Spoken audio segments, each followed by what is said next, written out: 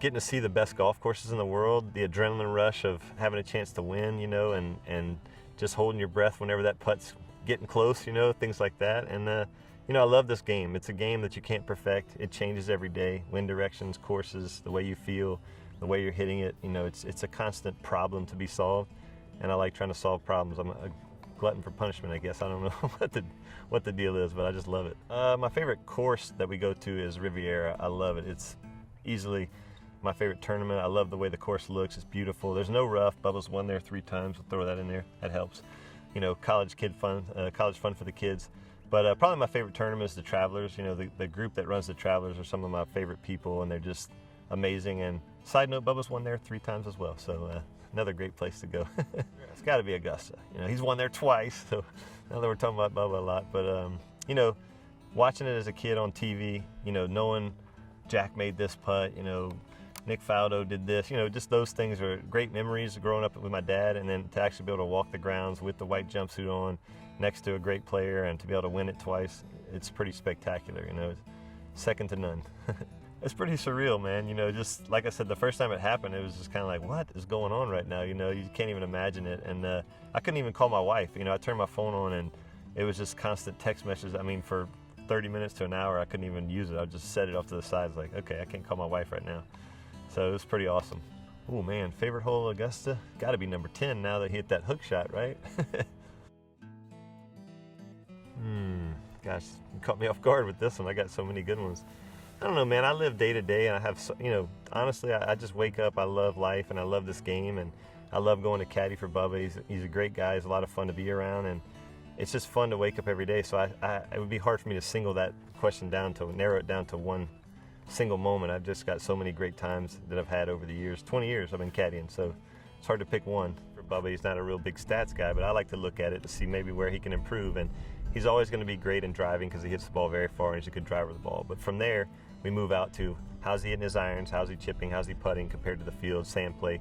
And part of that can be his strategy, part of that can be his confidence, part of that could be a little bit of a flaw in technique. So really what I'm looking for mostly is I think the best ball strikers in the world, especially iron players, tend to be the best players in the world. So, and Bubba tends to be one of the better iron players on tour as well. So if he's not playing well, a lot of times it's like, okay, what's going on with his irons? Is it his mind? Is it his aim? Is he playing too aggressive, not aggressive enough? So we can just kind of dive into that when we see when he starts falling, or when he's playing good, you can kind of compare the two. You look at, well, when he was playing good, he was here. When he's not playing good, he's here. What's the difference? And you go, oh, this is the difference. So we can try to get back to that spot.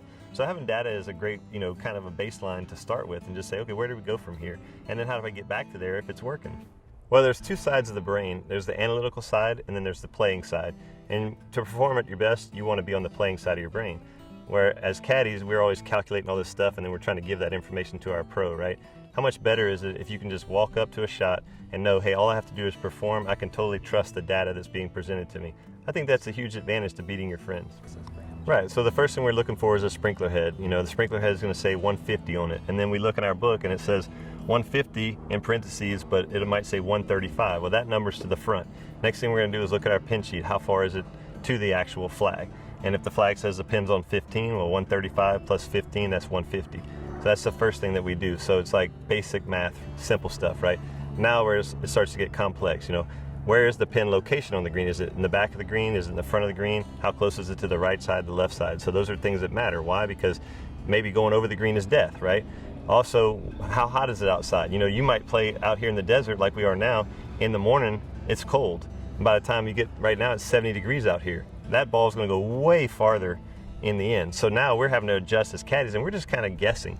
But man, if you have the Arccos caddy and you have the actual temperature in there for every shot as the day changes, you have the actual wind direction, you have the actual wind speed, sometimes even gusts, you know how far downhill it is on this shot.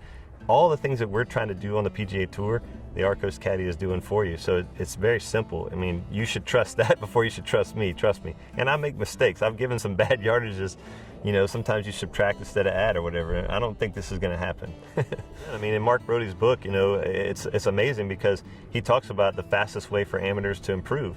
And really, you know, this is what's cool about Arccos caddy is you can actually look at it and say, man, I'm not good in this area. And Mark, you know, start working on that area. And if Mark is right, guess what? It's going to get better, and it does, you know. And I've seen it myself. My own game got better when I started using Arccos, and I was already a scratch player, you know. And I think it's just a great, you know, tool for anybody that likes golf, that wants to work at it, that wants to get better. It's kind of a no-brainer.